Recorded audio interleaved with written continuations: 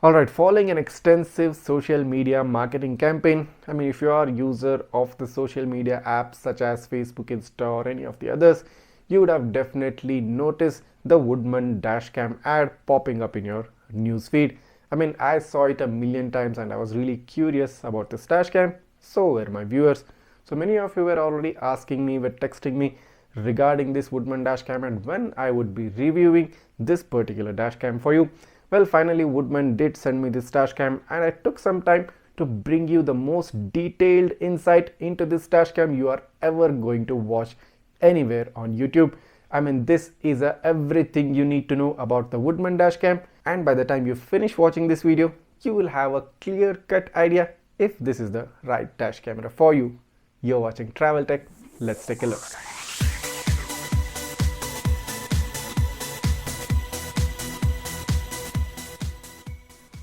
So finally, here's the Woodman dual channel dashcam. On top it says 2.5K car DVR. On the bottom you have some lettering, it says Wi-Fi car recorder, and on the other side it says 24-hour parking mode, 2.5K ultra HD resolution, and also it gives a Wi-Fi logo.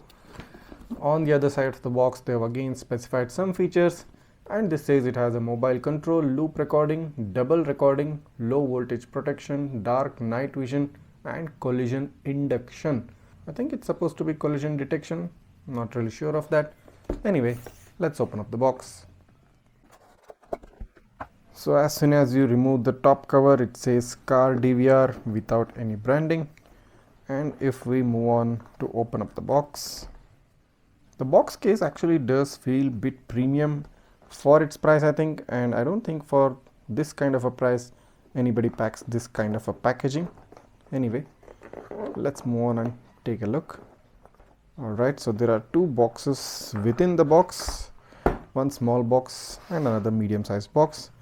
At the bottom you have this wiping cloth, then you have the product brochure, and within this brochure it gives you all the details and some instructions regarding the dashcam. It also gives you details regarding the hard wiring kit, and they have provided some parameters or specifications of the dashcam. I think if you want to take a look, just pause the video and take a look at this. Then you have a warranty card and it says it's for 12 months. Following that you have a electrostatic film for installing the dashcam. Alright, so this is the rear camera, quite similar to most of the rear cameras we've seen, and it rotates 360 degrees, so that's a cool thing. It has this lens covering. This is the windshield mount with a 3M sticker. Nothing on the other side of the rear camera. I don't see any LED light, and there is a specific Woodman branding on the rear camera. So in regards to the rear camera, as you can see, it has got this front camera adapter, which is a 3.5mm adapter. You have this rear camera connector, and this is the backup signal cable wire. So you need to connect this to your rear tail light in the car in order to engage the reverse gear assist on the display of the camera. So let's keep it here. Within the other pack you have this hard wiring kit which is present within the box. So as you can see, you have this ACC, VCC and ground cables. No extra fuse tabs are provided, and these fuse tabs are not specifically adaptable or compatible with my card, so probably I'll need to get in touch with Woodman, or I'll need to buy some other fuse tabs and connect it to the respective wire portals. So on the other side you have this older micro USB port, and this is probably the control box. So they have given some low voltage protection parameters here. It says power box, and it gives you some details regarding the low voltage protection parameters. So here is the main camera within the small sized box. I'm really excited to take a look at this. So finally, after seeing this camera in the social media ads for so many times and for such a long time, finally I have this camera in my hand. And first impressions, the dashcam does feel a bit plasticky, and the lens module is actually protruding outside the camera, and it's movable like this. So as you can see, the lens module can move left and right and up and down, but the joint is not like very flexible. You'll need to put in some force to move it. So on one side you have this micro SD card. There is a mic slot here. On the bottom there is a power button, there is a left right button, OK button, and this is probably the mode button. You have this prominent Woodman branding at front. This is probably the speaker grill. On top you find the windshield mount. This must be the ventilation holes, and at the back you get a screen. So the display size actually looks pretty decent, so I'll need to take a look at how this display fares in real world conditions. And one more thing guys which I want to note is that this camera is probably not suitable for flat windshield. So as you can see, if your car has a flat windshield such as a Thar or Jeep, something like that, mounting this camera may not be the ideal condition for you. This will only work with the oblique windshields. So on top of the windshield mount, you have this rear camera port, the AV port, and the older gen micro USB port for the main power. So that's it. These are the things in the box. You get this hard wiring kit cable with no extra fuse tabs, I think, and you have this rear camera, a very standard rear camera which we see in most dash cameras, a very newly designed front camera with a display and an angled windshield mount with a movable lens module. Along with that, you get the product brochure and a electrostatic sticker. So these are the things which you get inside the box. Let's move on and take a look at its video quality. Starting with the first sample during daytime, I have paused this video at a particular point where you can see three different cars, the closest being the white colored Swift Desire. On the right you see the older gen i20, and slightly farther you do see a Hyundai Venue.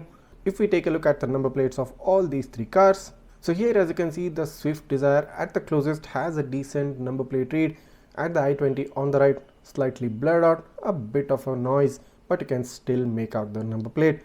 Now do note that this is a 1440p camera, and at a moderately close range of about 5 to 10 feet, this camera should give you a decent read of number plate in bright sunlit condition. In case of the Hyundai Venue, which is more than like 25-30 feet away, the entire number plate is blurred out and you won't be able to read anything in such high distances. So I'm showing you the capability of the camera at both near and far ranges.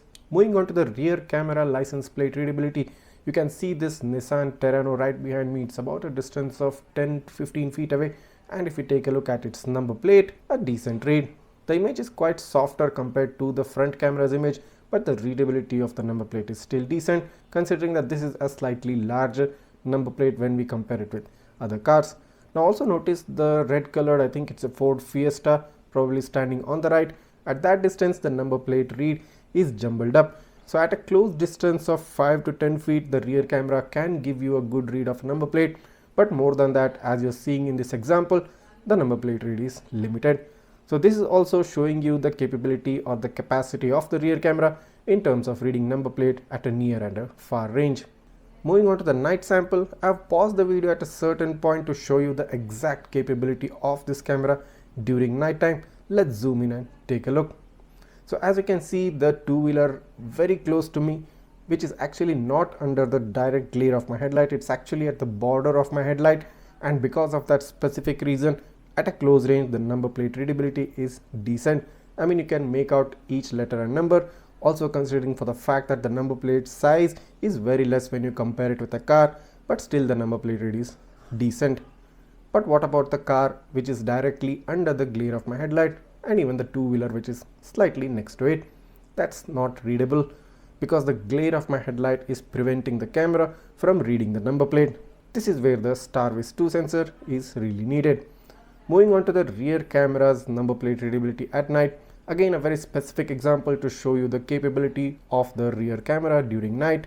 If we zoom in on this example, at a close range, the number plate readability, in spite of having the glare of the headlight, is still decent, is still good, and you are able to make out this plate pretty easily. But note the number plate read on the Compass Jeep right next to the Maruti.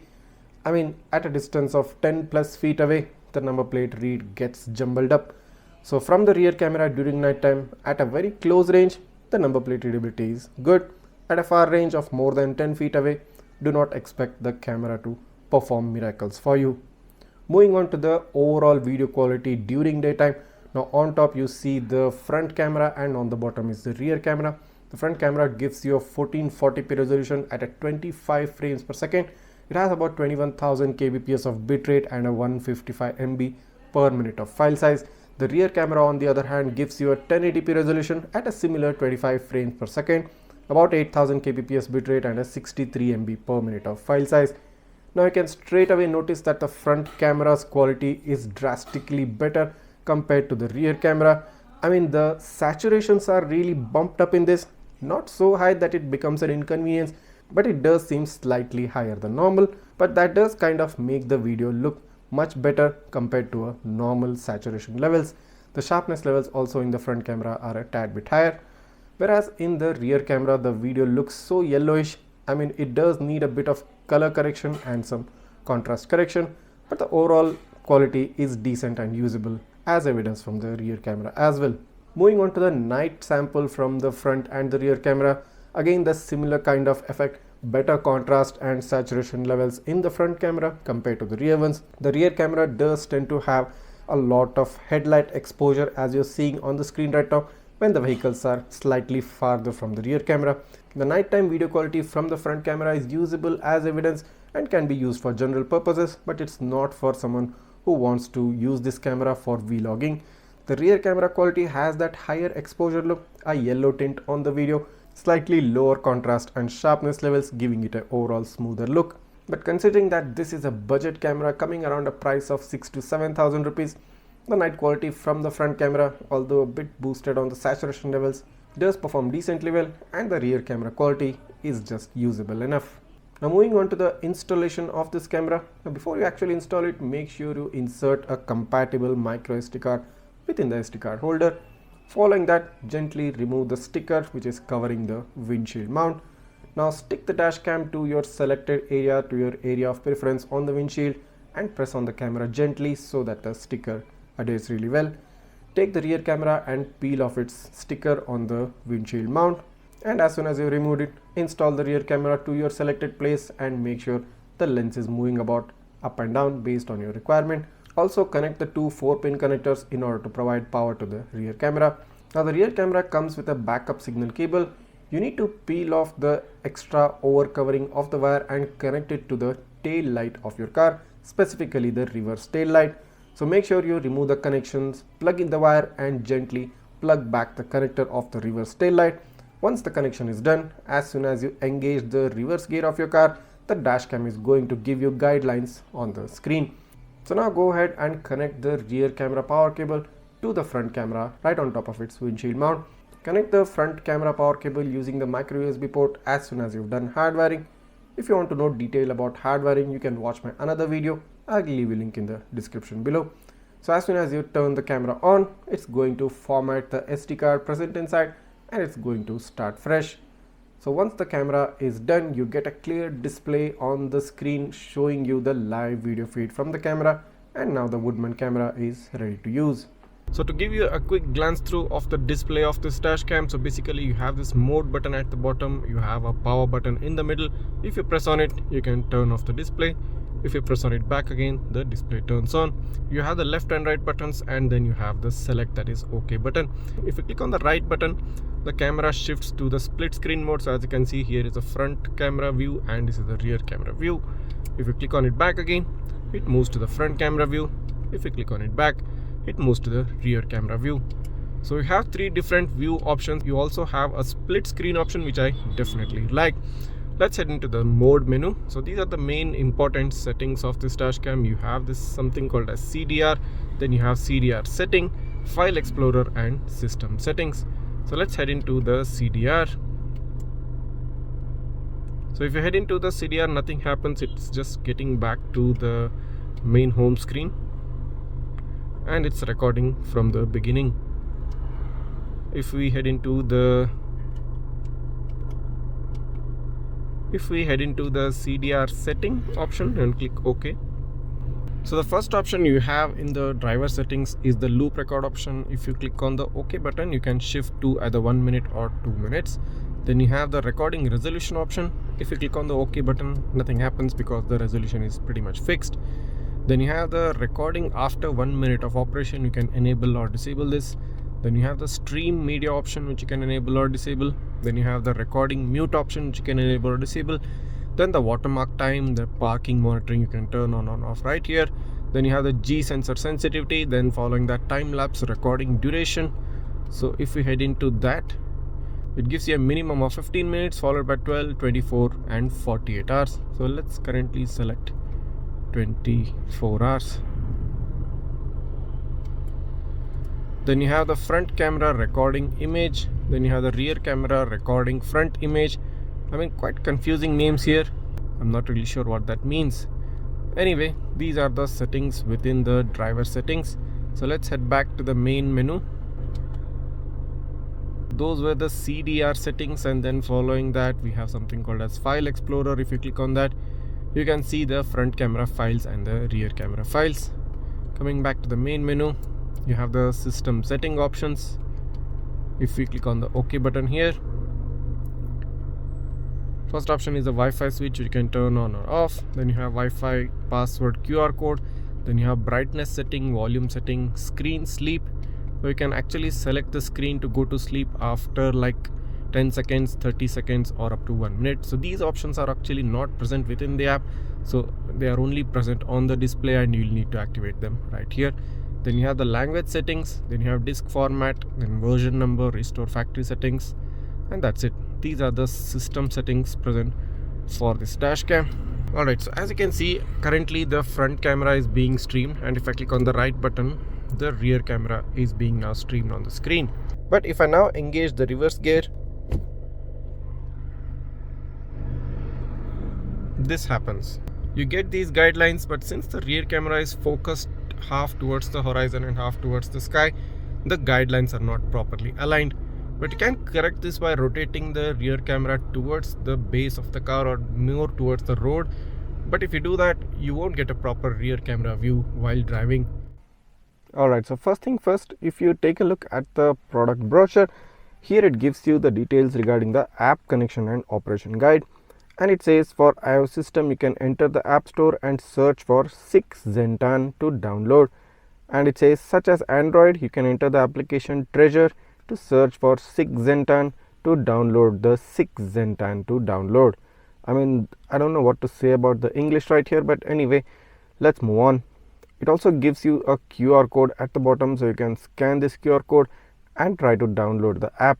So here's the Play Store, and if you type in 6 Zentan,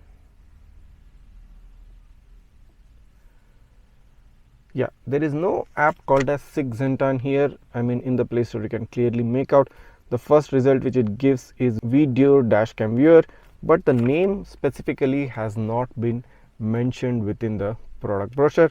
So that's an inconsistency with the product brochure and what you actually see on the Google Play Store.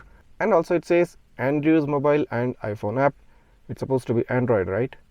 Following that, it also says enter the 6 Zentan app to register an account. Well, there is no 6 Zentan app as given in the product brochure here.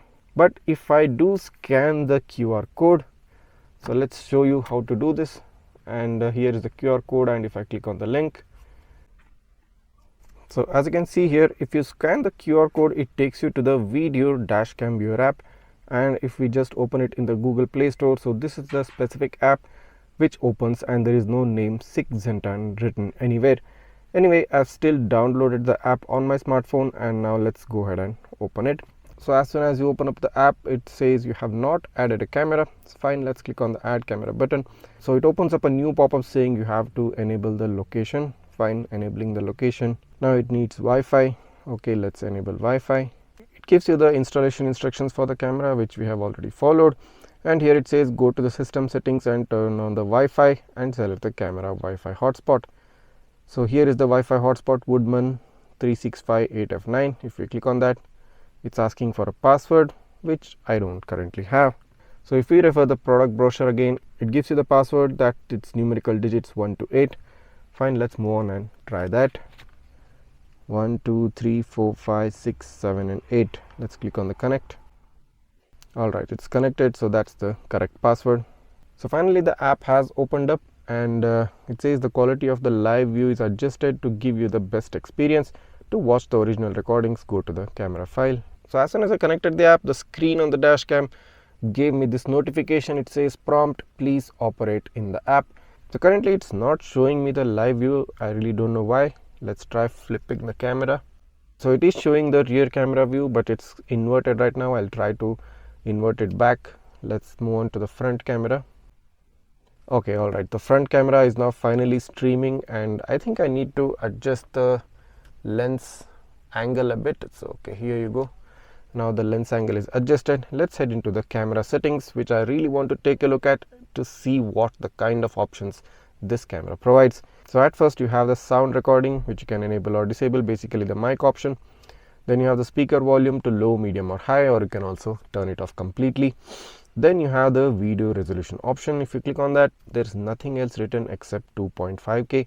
There is no specific resolution or frame rate provided. Then you have the loop recording duration. If you click on that, you have either 1 minute or 2 minutes of loop recording. Then you have the time watermark, which you can enable or disable, which is going to show up on the video. Then you have collision detection sensitivity for driving. So when the camera is in recording mode, it will automatically lock the current video when an impact is detected. So you can set the sensitivity of the collision sensor. It can either be low or high, or you can turn it off entirely. Then you have the time lapse recording. They're given an option called as parking guard, and below that in the gray font it says parking monitor motion detection. You can either enable this or disable this, but this is a time lapse recording as given in the gray heading right here. So below that you have the general settings, which is Wi-Fi name, Wi-Fi password. Then you have the firmware version. You have the option to format the SD card. You have the option to reset the SD card. So that's it, a basic app with very basic options for the Woodman camera. No advanced hi-fi stuff right in that. Whew, so that was an exhaustive and extensive, in detail, in-depth review video of the Woodman Dashcam. And now by the time you have finished watching this video, I'm pretty sure you have a clear idea if this is the right dashcam for you. What I can say about the dashcam is that the intention is right, but the execution needs some fine-tuning. So most factors do work in favor of this dashcam. Starting with the price point, it's actually good. You're getting a dual channel dashcam, you're getting a large screen, you're getting a split screen view, you're getting the reverse assist guidelines via the reverse signal cable. I mean, these are really some cool aspects which I haven't seen under that price bracket. But the camera also needs some refinement. It also needs some fine-tuning at particular aspects, which I've already shown and discussed in the video. So if you are still curious about this dashcam and want to know a bit more about it before you make that purchase decision, I'll leave you a link down in the description. Click on it and head to the page to get to know more about this dashcam. Also do note that this video took a humongous amount of effort to bring in front of you at such a short notice. And if you understand and if you appreciate the kind of hard work that went into making this video, make sure to go ahead and hit that subscribe button, and also don't forget to smash that like button. You can also click on the bell icon so that you get notified each time I upload a new video. You can also follow me on my Facebook, Instagram and WhatsApp page. The links to all those pages are given in the description as well. Thanks for watching and see you in the next one.